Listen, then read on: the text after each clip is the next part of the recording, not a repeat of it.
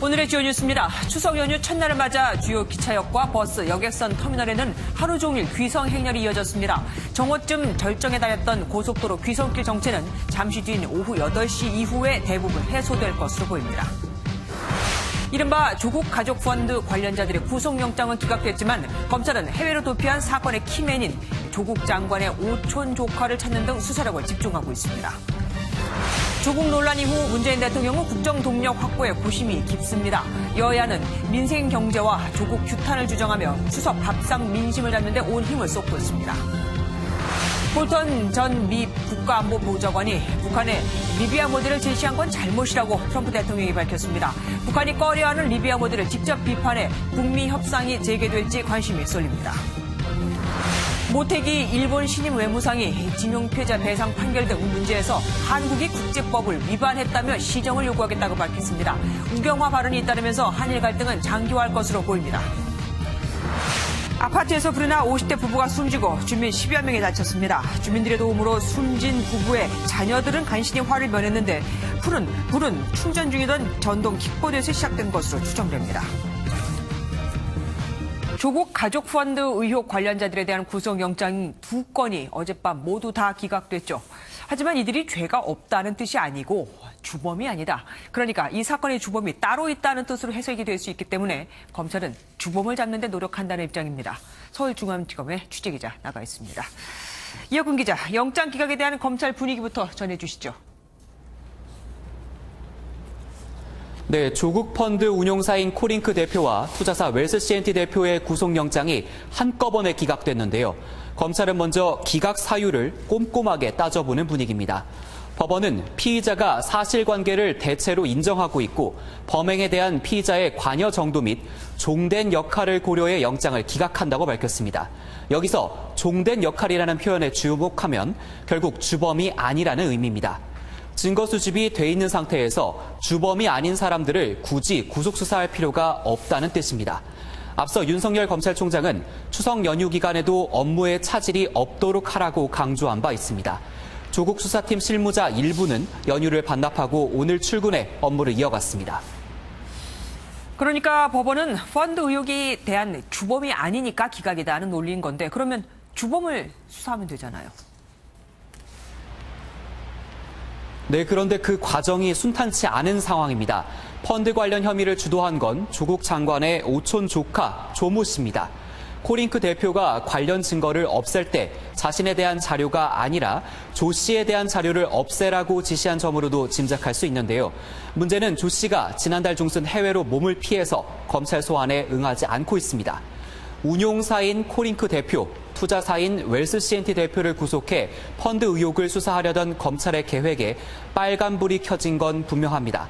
다만 애당초 이 두 명이 주범이 아니었기 때문에 키맨인 오촌 조카 조 씨를 찾는 게 검찰의 최우선 과제가 됐습니다. 지금까지 서울중앙지방검찰청에서 MBN 뉴스 이혁근입니다.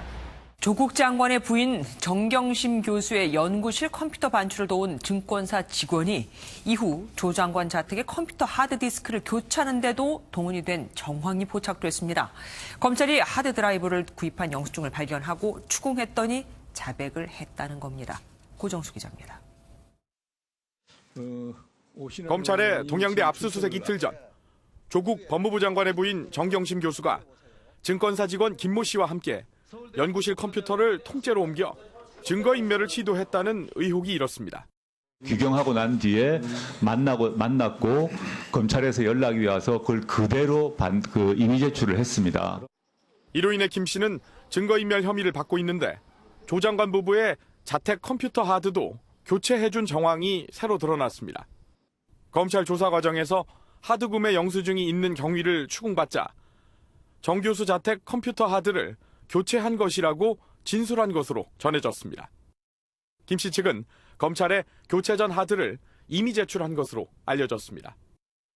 김 씨 측은 또 정 교수가 조 장관의 부인이라는 사실을 이미 알고 있었고 정 교수의 부탁을 거절하기 어려웠다는 취지로 주장한 것으로 전해졌습니다. 정 교수는 SNS에 사실인 양 보도되고 있는 내용은 실체적 진실과 많이 다르며 수사 과정서 유출된 정보로 왜곡 보도하는 일이 없기를 바란다고 밝혔습니다. MBN 뉴스 고정수입니다. 정경심 교수가 먼저 투자처를 언급하며 그곳이 어떤 곳인지 알아봐달라 했다는 진술도 나왔습니다. 부실한 업체라고 했지만 결국 정 교수가 투자를 했다는 건데 조 장관은 그동안 사모펀드가 어디에 무슨 투자를 했는지 전혀 모르고 있었다고 했었죠. 김보미 기자가 보도합니다. 조국 장관 가족과 처남이 14억 원을 넣어둔 사모펀드의 운용사 코링크 PE. 지난 2017년 10월 말 또 다른 사모펀드를 통해 2차 전지업체 WFM에 투자해 이듬해 최대 주주가 됐습니다. 그런데 이 무렵 조 장관 부인 정경심 교수가 자산관리 증권사 직원 김 씨에게 이 회사에 대해 알아봐달라고 한 것으로 전해졌습니다. 김 씨는 검찰 조사에서 정경심 교수가 먼저 유망하지도 않던 2차 배터리 개발 업체인 WFM의 투자 가치를 물어봐 의아했다고 진술한 것으로 알려졌습니다. 이 회사는 조국 가족펀드가 지난 2017년에 인수한 업체입니다. 지금까지 조 장관과 정 교수는 가족펀드의 투자처를 모른다고 해왔습니다. 코링크란 이름을 저는 이번 검증 과정에서 비로소 제가 알게 되었습니다. 후보자님. 네. 검찰은 정 교수가 조 장관 가족펀드가 이 회사에 투자한 사실을 알고 전반적인 운용 상황을 파악하고 있었을 것으로 의심하고 있습니다. 만약 조국 장관이 부인 정경심 교수로부터 투자 계획 등을 전달받았다면 공직자윤리법 위반 가능성이 있습니다. MBN 뉴스 김봄입니다. 조국 장관은 이번 명절 기간에 이른바 검찰 조직 문화의 폐습으로 꼽히는 고 김홍영 검사의 유가족을 만날 예정입니다. 검찰 개혁을 통해 이 같은 비극이 더 이상 일어나지 않게 하겠다는 건데 슬픈 일이긴 하지만 사실 이 사건과 검찰 개혁은 딱히 맞아떨어지지 않습니다. 검찰 개혁을 위한 명분 쌓기일까요? 이병주 기자입니다. 지난 2016년 5월 서울 남부지검에서 근무하던 2년차 김홍영 검사가 스스로 목숨을 끊었습니다. 석연치 않은 죽음에 진상규명 운동이 일었고 이후 감찰 조사 결과 상사의 폭행과 폭언이 수차례 있었던 것으로 드러났습니다. 인격 모독적인 은행 수회, 부회식 등 술자리에서 고인을 질책하다가 술에 취해 손바닥으로 고인의 등을 쳐 괴롭힌 행위 수해. 조국 법무장관은 검찰 조직의 대표적 악폐습 사례로 꼽히는 이 사건과 관련해 이번 명절 기간 고 김홍영 검사의 묘소와 유족을 찾기로 했습니다. 조 장관 측은 최근 유가족에 검찰 개혁을 통해 이러한 비극이 다시는 나오지 않게 하겠다는 뜻을 전하며 오는 14일 부산을 방문하겠다고 설명한 것으로 전해졌습니다. 만나겠네 해서 내가 난 반갑죠. 만나가고 그래도 내가 내 속내를 또 들을 수 있는 계기도 되고 이래서 만나 뵙겠다고 이렇게 제가 응했거든요. 이 자리를 통해 조 장관은 검찰개혁 의지를 재차 피력할 것으로 보입니다. 조 장관은 오늘도 법무부 직원들의 근로 현장을 찾아 격려하는 등 연휴 내내 빼곡한 일정을 소화할 것으로 보입니다. MBN 뉴스 이병주입니다. 작년 추석 때 유엔 총회 참석을 위해 미국에 있었던 문재인 대통령이 올해는 추석 연휴를 고향에서 보낼 예정입니다. 다만 지지율이 50%를 밑돌고 있고 야당은 강경 투쟁을 예고한 상황이라 휴식이 길지는 않을 듯합니다. 황재영 기자가 보도합니다. 문재인 대통령은 어머니를 포함한 가족과 함께 휴식을 취하며 연휴를 보낼 예정입니다. 취임 후 처음으로 고향에서 맞는 추석입니다. 노모가 계시고 또 제사도 모셔야 하기 때문에 고향에 다녀오려고 합니다. 하지만 문 대통령에게는 조국 법무부 장관 임명 과정에서 분열된 민심을 수습해야 한다는 추석 숙제가 있습니다. 실제 여론조사 결과 대통령 지지율은 조 장관 임명 이후 소폭 증가하긴 했지만 여전히 부정평가 비율이 절반으로 나타났습니다. 일단 문 대통령은 추석 인사에서 공정과 공평을 강조하며 조 장관 임명 과정에서 불거진 불공정 논란을 잠재우려 노력했습니다. 공정한 사회가 서로에게 믿음을 주며 국민 모두에게 공평한 나라를 소망합니다. 동시에 조 장관을 통해 권력기관 개혁 작업에 속도를 붙여 지지층 결집도 노릴 계획입니다.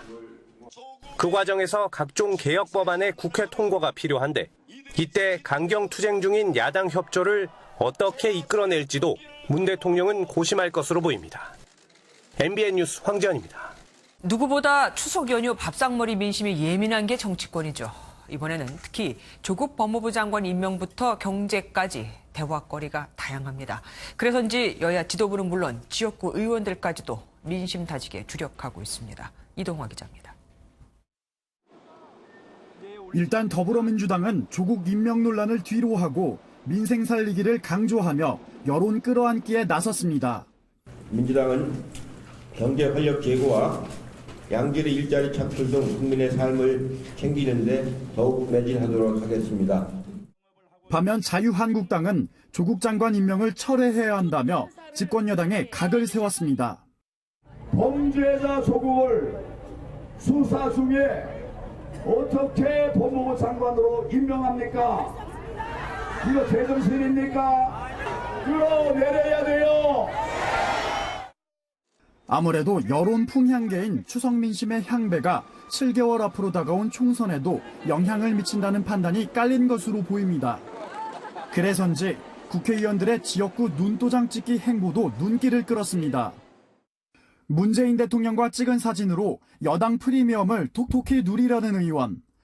땀 흘려 의정보고서를 돌리며 지역 주민과 밀착하는 영상을 공개한 의원. 지역 현안 해결을 위해 뛰어온 모습을 강조한 의원 등 저마다 홍보 전략은 다양했습니다. 개별 행보 속에서도 소속 정당에 따라 조국 임명 질타와 한국당 발목 잡기라는 키워드를 내세운 여야 의원들은 추석 이후 주도권 잡기에 주력했습니다. MBN 뉴스 이동화입니다. 볼턴 위 백악관 국가안보보좌관의 전격 경질을 놓고 말이 많죠. 트럼프 대통령은 볼턴 보좌관의 잘못으로 북미 협상이 어려워진 게 경질의 이유라고 밝혔습니다. 이 얘기는 곧 북한한테 네가 싫어하는 볼턴을 경질했으니까 협상 테이블로 돌아오라는 뜻이죠. 신재우 기자입니다. 트럼프 대통령은 볼턴 전 보좌관과 의견 차이가 컸다며 경질 이유를 설명했습니다. 특히 볼턴 전 보좌관이 북한의 선 비핵화, 후 보상이라는 리비아 모델을 제시한 게 잘못이라고 말했습니다. He made some very big mistakes when he talked about the Libyan model for Kim Jong-un. That was not a good statement to make. 리비아 지도자였던 카다피는 지난 2003년 체제 보장을 조건으로 핵무기를 포기했지만 2011년 권좌에서 축출된 뒤 사살됐습니다. 트럼프 대통령의 지적처럼 그동안 볼턴 전 보좌관은 리비아식 비핵화에 부정적인 북한을 자극하는 듯한 발언을 여러 차례 했습니다. I think we're looking at the Libya model of 2003-2004. 트럼프 대통령이 북한과의 협상에서 리비아식 비핵화를 강요하지 않겠다는 뜻을 밝히면서 북한이 선호하는 이달 말 북미 협상이 재개될 가능성이 더욱 커졌습니다. 트럼프 대통령은 볼턴 전 보좌관 후임으로 점찍어둔 후보군 5명 중 1명을 다음 주에 공개하겠다고 밝힌 가운데 폭스뉴스는 스티븐 비건 국무부 대북정책 특별대표 등이 물망에 오르고 있다고 보도했습니다. MBN 뉴스 신재우입니다. 이처럼 대북 강경론자인 볼턴이 백악관을 떠났으니 북미 실무협상 진전에 청신호가 켜졌다는 관측이 우세합니다. 과연 개최 장소는 어디가 될지 신동규 기자가 미리 살펴봤습니다.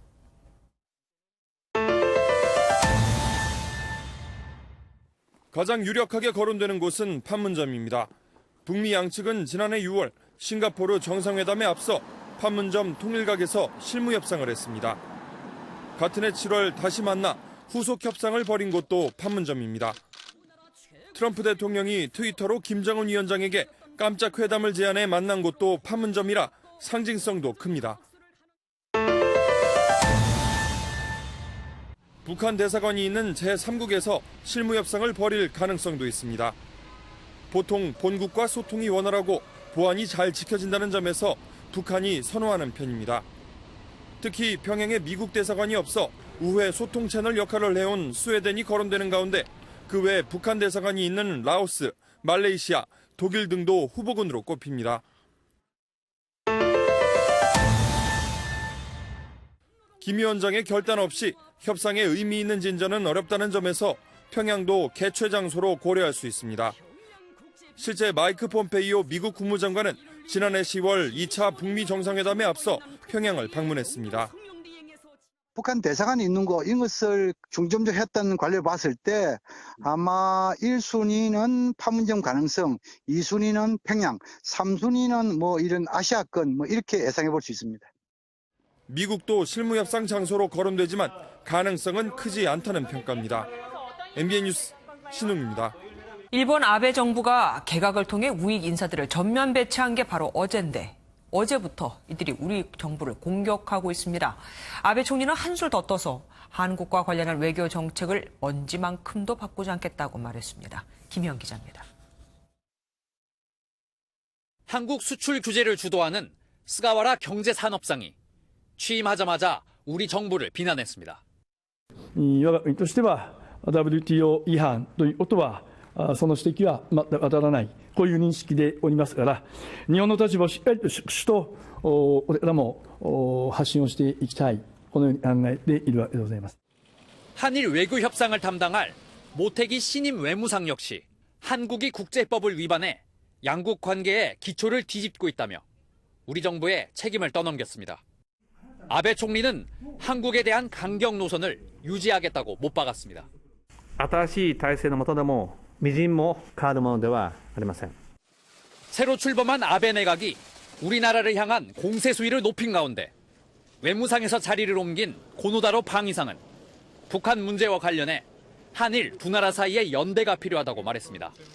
우리 정부의 지소미아 종료 결정을 철회하는 발언으로 풀이됩니다. MBN 뉴스 김현입니다. 연휴 첫날, 추석 연휴 첫날인 오늘 새벽 아파트에서 불이 나 50대 부부가 숨지고 주민 10여 명이 다쳤습니다. 충전 중이었던 전동 킥보드에서 불이 시작된 것으로 보입니다. 안진우 기자입니다. 창문 밖으로 검은 연기와 함께 시뻘건 불길이 뿜어져 나옵니다. 광주의 한 아파트 5층에서 불이 난 건 오늘 새벽 4시 20분쯤입니다. 불은 20여 분 만에 꺼졌지만 피해는 컸습니다. 불이 난 집안엔 50대 부부와 20대 딸, 아들 친구 등 5명이 있었습니다. 불이 나자 아들과 친구는 5층에서 뛰어내려 목숨을 건졌고 딸도 구조됐습니다. 하지만 남편은 5층에서 뛰어내리다 부인은 현관문 근처에서 숨진 채 발견됐습니다. 아파트 사람들 다 나와가지고 전부 부랴부랴 막 소리 질렀어요. 그건 소방차 오기 전까지는 오기 전에 사람이 매달려 있었거든요. 불은 아파트 현관문과 가까운 거실에서 시작된 것으로 추정됩니다. 발화 지점으로 추정되는 근처엔 전동 킥보드가 있었던 것으로 알려졌습니다. 킥보드도 걸린 점이 있으니까 이제 여러 가지 상황을 보고 지금 확인 중에 있지. 그건 수거해 갔으니까. 경찰과 소방당국은 합동 감식을 벌이고 정확한 화재 원인을 조사하고 있습니다. MBN 뉴스 안진우입니다. 보신 것처럼 새벽 시간 발생한 갑작스러운 화재로 현장은 그야말로 아비규환이었습니다. 하지만 이웃들의 몸을 사리지 않는 구조 활동 덕분에 더 큰 희생은 막을 수 있었습니다. 계속해서 이재호 기자가 취재했습니다. 119 구조대가 도착하기 전 불길은 이미 걷잡을 수 없이 커졌습니다. 미처 빠져나오지 못한 50대 가장과 20대 딸은 5층 창틀에 매달린 채 구조를 기다렸습니다. 이를 발견한 이웃 주민은 불이 난 아파트 안으로 뛰어들어갔고 4층 창문을 통해 20대 여성을 구조했습니다. 난간도 가깝고 그래서 그냥 아무 생각 없이 그냥 구할 수 있겠다는 생각 때문에 우선 뛰어갔습니다. 자신도 덩달아 떨어질 뻔한 아찔한 상황이었지만 끝까지 힘을 다했습니다. 보일러 창문 열고 그쪽 난간에 매달려가지고 다리 타니까 잡고 같이 끄집어 드리는 식으로 해서 저도 이제 뒤로 떨어졌어요. 같이. 그래서 이제 살았습니다. 그 시각 먼저 대피한 이웃 주민들은 추락 예상 지점에 폐 플라스틱 자루 10여 개를 쌓았습니다. 20대 아들과 친구는 5층에서 뛰어내려 목숨을 건졌습니다. 50대 부부가 숨지기는 했지만 이웃 주민들의 몸을 사리지 않는 헌신이 소중한 생명을 지켜냈습니다. MBN 뉴스 이재호입니다. 모친 상 뒤 부의금을 놓고 벌어진 형제 간의 다툼이 소송으로까지 번졌습니다. 중국에서는 유족이 여럿이면 조문객이 수령자를 명시해 부의금을 전하기도 한다는데 우리도 그렇게 해야 하는 걸까요? 이상주 기자입니다. A씨는 어머니 사망 후 조문객에게 받은 부의금을 올케 B씨가 전부 가져갔다며 B씨의 남편을 상대로 민사소송을 제기했습니다. 법정 다툼을 벌이던 신우이 A씨는 지난해 4월 서울 남부지법 1층 복도에서 민사소송 재판을 마치고 나오던 중 화를 참지 못했습니다. 올케 B씨의 얼굴과 몸을 밀치고 핥히는 등 폭력을 휘둘렀고 결국 전치 2주의 상해를 입혀 기소됐습니다. 민사에 이어 형사소송까지 번진 집안 싸움의 결과는 벌금형이었습니다. 법원은 검찰이 제출한 증거를 조합하면 범행 사실이 충분히 인정된다면서 A씨는 범행을 부인하고 있고 피해 회복이 이뤄지지 않은 점 등을 참작했다고 벌금 100만 원을 선고했습니다. 원칙적으로 부의금은 전체 유족들의 위로를 위해 징여하는 형식입니다. 부의금은 상호 부조의 정신에서 유족의 정신적 고통을 위로하는 성격이므로 특별한 사정이 없는 한 공동상속인들 각자의 상속분에 따라 취득하는 것으로 손님들의 위로의 마음을 담아 건넨 금품을 두고 벌어진 소송전. 어머니에 이어 형제까지 잃고 말았습니다. MBN 뉴스 이상주입니다. 전통시장은 아직 일회용 비닐봉지 쓰는 곳이 많죠. 아직 이곳은 법적으로 금지가 안 됐으니까요.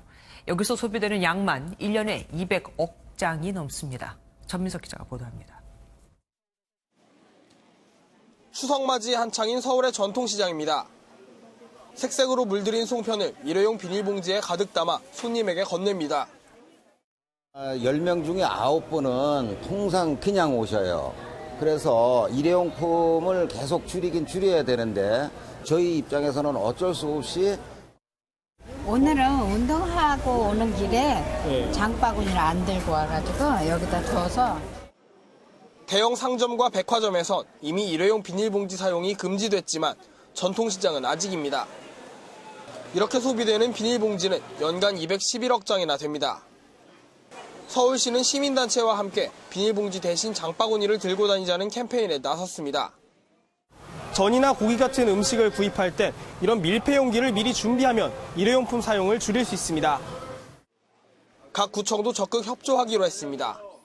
에코백을 각 가게별로 전부 나눠드려서 가게에서 에코백을 우리 고객분들에게 우선 배포할 수 있도록 저희들이 지원을 할 겁니다. 서울시는 오는 11월 토론회를 열어 구체적인 일회용품 저감 대책을 마련할 계획입니다. MBN 뉴스 전민석입니다. 숫자와 한글을 조합한 8자리 새 번호판이 이달부터 발급되고 있죠. 그런데 차량 번호판을 인식하는 카메라 업데이트가 늦어지면서 곳곳에서 불편과 혼란이 빚어지고 있습니다. 업데이트 비용이 꽤 비싸거든요. 박인태 기자가 취재했습니다. 이달 1일부터 신규 번호판이 발급되기 시작했습니다. 기존 7자리로는 늘어나는 등록 차량을 감당할 수 없기 때문인데 신규 자가용과 렌터카는 앞이 3자리인 번호판을 받게 됩니다. 이번 주에 막 출고된 신차입니다. 보시다시피 8자리 번호판을 달고 있는데요. 이 번호판 인식에 문제가 없는지 제가 직접 운전해 보겠습니다. 주차장에 들어갈 때부터 문제가 발생했습니다. 정상적이라면 앞 3자리가 모두 인식돼야 하지만 일부 시스템은 앞자리 1이 빠진 채 46만 인식됩니다. 제가 아까 들어갈 적에 그래서 보고 적어놨어요. 여기다가 번호판을요. 그거를 어떻게 또 고쳐야 된다며요. 수정했는데 안 돼요. 이곳뿐만이 아니라 일부 호텔과 공영 주차장도 이처럼 앞 3자리를 인식하지 못합니다. 특히 주차장에서 나올 때가 더 문제인데 인식이 안 되다 보니 정산을 위해 관리실에 직접 전화를 해야 합니다. 입차 기록이 없습니다. 호출 버튼을 누르시거나 정산 수입. 네, 입차 기록이 없다고 나오거든요. 그나마 전국 공공시설의 주차장은 상당수가 새 번호판을 인식할 수 있지만 민간시설 10곳 중 3곳은 아직 업데이트가 되지 않았습니다. 100만 원가량의 업데이트 비용이 부담돼 차라리 불편함을 감수하겠다는 겁니다. 앞에 그 3자리 안 되는 거예요. 차량 열리면 가면 되지. 필요 없다니까요. 국토부는 주차장 카메라 업데이트를 독려하고 있지만 민간시설의 업데이트가 늦어지면서 당분간은 혼란이 불가피할 전망입니다. MBN 뉴스 박인태입니다. 얼마 전에 또 과로하던 집배원이 숨지는 사고가 발생했죠. 노사가 인력 충원을 합의한 지 2달이 지났지만 변한 건 없었습니다. 홍주환 기자입니다. 김포우체국 집배원 유신덕 씨는 아파트가 막 들어선 신도시부터 논길이 난 시골까지 안 가는 곳이 없습니다. 택배 한두 개를 배달하려 20분 넘게 이동하지만 명절 기간엔 하루에 처리해야 할 등기와 택배만 200개가 넘습니다. 짐칸은 항상 과적 상태. 한 번에 많이 싣지 않으면 그만큼 퇴근이 늦어지니 어쩔 수 없습니다. 배달량은 평상시보다 한 4-5배는 많아진 것 같습니다. 6시 반쯤에 출근을 해서 이제 거의 미리 작업을 준비하고, 어저께 같은 경우에도 좀 등기가 같이 좀 많이 좀 온 관계로 거의 한 8시 넘어서 들어오신 분도 있고. 올해 추석을 앞두고 전국의 집배 물량은 1,800만 건으로 평소보다 47%, 지난해 같은 기간보다 12% 증가한 것으로 추산됩니다. 하지만 인력은 거의 늘지 않았다는 게 집배원들의 설명입니다. 배정을 해준다고 다 이렇게 공문화서 해서 다 내려보냈지만 지금까지 2달이 지났는데도 현실적으로 아무것도 늘어나는 게 없기 때문에. 실제로 지난 7월 우정사업본부 노사는 위탁택배원 750명 채용과 타직군 인력 238명의 정규직 집배원 전환에 합의했지만 아직 준비 단계입니다. 이후에 이제 제가 노사가 이제 세부적으로 또 논의를 했고, 지금 또 이제 추석이고 바로 이렇게 할 수 있는 건 아니고 시간이 걸리죠. 연내에 그게 가능할 수 있도록 저희가 노력을 하는. 그러는 사이 지난 6일엔 아산우체국 집배원이 퇴근 이후 시간까지 택배 업무를 보다 교통사고로 숨졌습니다. 안 나온 사람의 일까지 함께 해야 됐습니다. 평소 물량에 1,000배는 많았다고 합니다. 그래서 아들이 저녁 6시까지 도와주셨습니다. 그럼에도 불구하고 배달이 6시까지 끝나지 못했습니다. 올해 과로와 안전사고로 숨진 집배원은 모두 12명입니다. MBN 뉴스 홍주환입니다.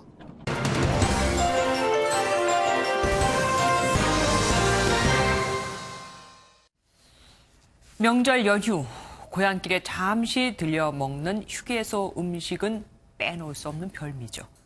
그런데 즐거운 귀성길에 한 그릇 먹은 라면값이 5,000원이라면 믿어지십니까? 시중에선 비싸봐야 3,000원 내외인데 말이죠. 라면뿐 아니라 휴게소 음식값 문제는 어제 오늘 일이 아닙니다.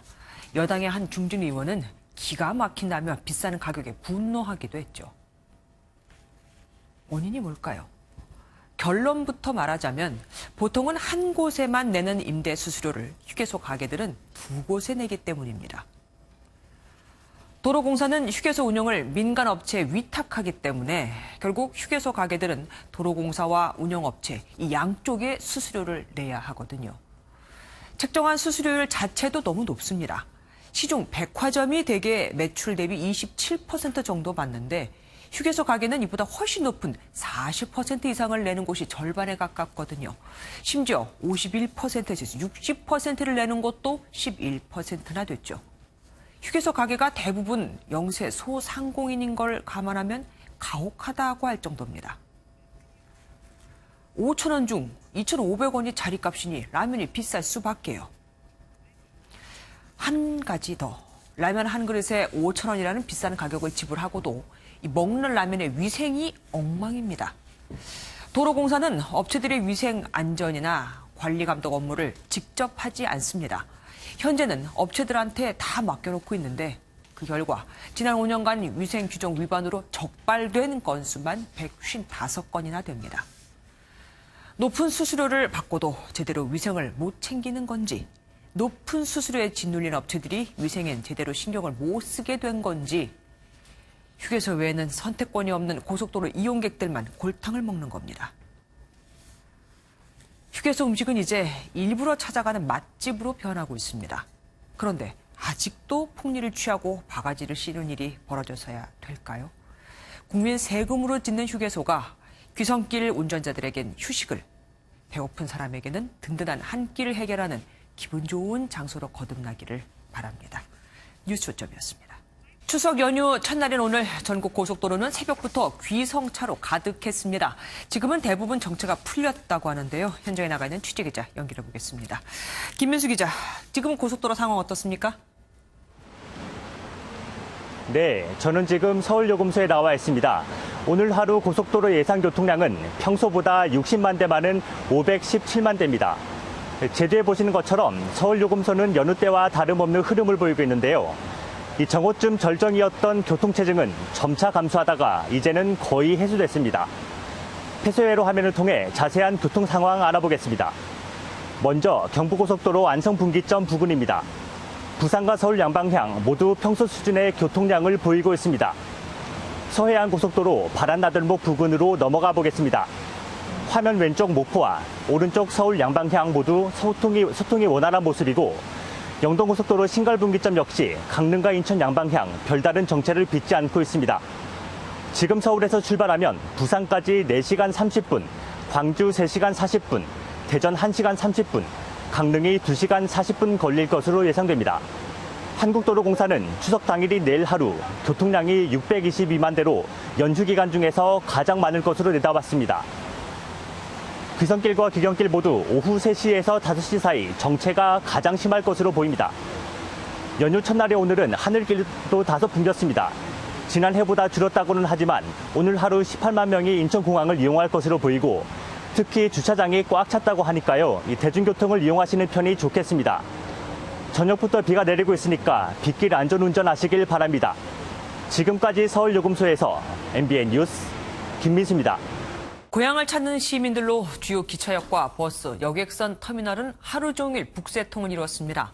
하지만 고향에 가는 대신 도심에 남아 민속놀이를 즐기거나 연휴를 반납하고 알바를 택한 청년도 많았습니다. 신용식 기자가 만났습니다. 역사 안이 고향을 향하는 귀성객들의 발길로 북적입니다. 양손 가득 선물을 들고 있는가 하면 곱게 한복을 차려입은 아이들도 쉽게 찾아볼 수 있습니다. 전광판에는 매진 표시가 가득하지만 표를 구하기 위해 매표소 앞에 줄을 서는 시민들도 적지 않습니다. 부산 할머니 댁에 가고 있어요. 삼촌이랑 같이 놀러 가는 것도 기대되고 또 송편도 같이 굽는 것도 재밌을 것 같아요. 도심에서는 귀성길에 오르지 못한 시민들을 위해 각종 민속체험 행사가 열렸습니다. 연날리기와 윷놀이, 제기차기까지 어른아이 할 것 없이 즐기기 바쁩니다.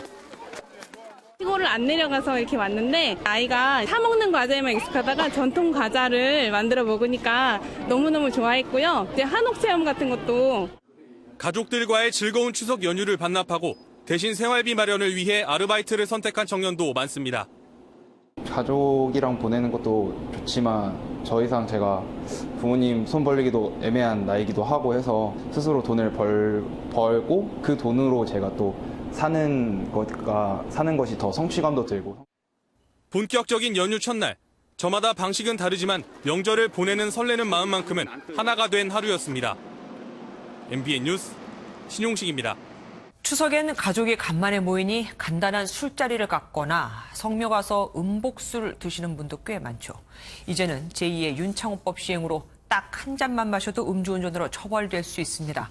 강세현 기자는 음복술 2잔 마셨더니 면허 정지 수치가 나왔다고 합니다. 교차로에서 좌회전을 하던 자동차가 갑자기 인도로 돌진하더니 그대로 행인과 충돌합니다. 지난해 추석 연휴 고 윤창호 씨는 음주운전 사고로 안타깝게 목숨을 잃었습니다. 추석 연휴 기간엔 음주운전 사고 피해자가 평소보다 30% 넘게 증가한 것으로 나타났습니다. 이번 추석은 제2윤창호법이 시행된 이후 첫 명절인데 기준이 강화돼 조금만 술을 마셔도 처벌 수치를 넘을 수 있습니다. 음복술 2잔을 마시고 혈중 알코올 농도를 측정해봤습니다. 30분 후 측정해보니 혈중 알코올 농도 0.055%가 나오고 1시간을 기다린 후 다시 재봐도 0.046%가 나오는데 모두 면허정지 수준입니다. 소주 한 잔을 마셨을 때 1시간이 지난 이후에 측정을 해보면 통상적으로 혈중 알코올 농도가 0.03이 나옵니다. 1시간 정도 지나더라도 그 수치는 떨어지지가 않습니다. 경찰 역시 명절 기간에도 음주운전에 대해 무관용으로 대응할 방침입니다. 단속 기준도 강화되고 처벌 수위도 강화됐으니까 술 한 잔만 마시더라도 운전은 하지 않으셨으면 합니다. 모두가 안전한 한가위가 되도록 기본을 지키는 연휴가 돼야겠습니다. MBN 뉴스 강세현입니다. 축구대표팀이 다음 달 15일 평양에서 북한과 월드컵 2차 예선 경기를 치르는데 북한이 우리 축구협회의 경기 관련 문의에 묵묵부답입니다. 경기를 준비해야 하는 축구대표팀 벤투 감독의 속이 까맣게 타들어가고 있습니다. 선광열 기자입니다. 북한 축구협회는 지난달 초 아시아 축구연맹에 한국과의 월드컵 예선 경기를 10월 15일 오후 5시 30분 평양 김일성 경기장에서 열 것이라고 통보했습니다. 북한의 통보를 듣고 대한축구협회가 아시아 축구연맹을 통해 선수단 방북 경로 등을 문의하며 경기 준비를 시작하려고 했지만 북한은 아무런 대답도 내놓지 않았습니다. 국가대표팀 간 경기 관례상 이해할 수 없는 북한의 태도에 축구대표팀 벤투 감독은 최대한 늦게 평양에 가고 싶다고 말했습니다. 시차나 기후 적응이 필요 없는 원정 경기인 만큼 평양에 머무는 시간을 최소화해 축구 외적인 변수를 줄이겠다는 겁니다. As condições que temos para o fazer. Se tivermos condições para o fazer, fazemos. Se não tivermos condições para o fazer, teremos que procurar outras soluções. 북한 축구협회가 이해할 수 없는 침묵으로 우리 대표팀에 애를 먹이는 가운데 통일부는 대한축구협회와 협의해 필요한 지원을 하겠다는 방침을 전했습니다. MBN 뉴스 전광열입니다. 오는 16일부터 국제 면허증 없이도 외국에서 운전이 가능한 영문 면허증이 나옵니다. 이 면허증만 있으면 영국과 핀란드, 싱가포르 등 33개 나라에서 운전을 할 수 있습니다. 연휴 첫날인 오늘 곳곳에 비구름이 영향을 미쳤습니다. 추석 당일인 내일은 맑은 하늘이 드러나겠는데요. 아침에는 서울이 20도 아래에서 출발하며 선선하겠지만 낮에는 28도까지 올라 오늘보다 높은 기온이 예상되고요. 내일 아침 성묘길에는 안개 끼는 곳이 많겠습니다. 남해상에는 현재 풍랑주의보가 내려져 있습니다. 내일 오전까지 물결이 매우 높게 일겠습니다. 내일 저녁에는 전국 대부분 지역에서 밝은 보름달을 감상하실 수 있겠는데요. 동해안에서는 구름 사이로 달이 뜨겠고요. 서울을 기준으로 달은 오후 6시 38분부터 뜨기 시작하겠습니다. 연휴 셋째 날인 토요일에는 구름이 많은 가운데 오후부터 밤사이 수도권과 영서지방에 비가 내리겠습니다. 일요일에는 영동지방에 비 소식이 들어있습니다. 내일 중부지방 아침에 서울과 대전은 18도에서 출발하며 오늘보다 낮겠습니다. 남부지방 전주와 광주 낮에는 29도 안팎까지 오르겠는데요. 낮 동안에는 덥게 느껴질 수 있겠습니다. 동해안의 낮 기온은 오늘보다 높겠지만 25도 안팎으로 여전히 선선하겠습니다. 연휴 마지막 날까지 날씨로 인한 큰 불편함은 없겠습니다. 편안한 추석 연휴 보내시길 바랍니다. 날씨였습니다. 뉴스팔이 선정한 이 한 장의 사진입니다. 미국 캘리포니아주 의회에서 매년 10월 9일을 한글날로 정하는 결의안이 만장일치로 통과됐습니다. 한국어가 미 대입시험 과목에 포함되고 K-팝과 우리 드라마가 인기를 얻은 덕이죠. 또한 한일 2세들에게 정체성을 심어주고 한글의 위대함을 알리겠다고 힘쓴 한인 정치인들의 노력이 있었기에 가능했습니다. 참된 정치란 바로 이런 게 아닐까요? 뉴스프라 여기서 마치겠습니다. 함께해 주신 여러분 고맙습니다.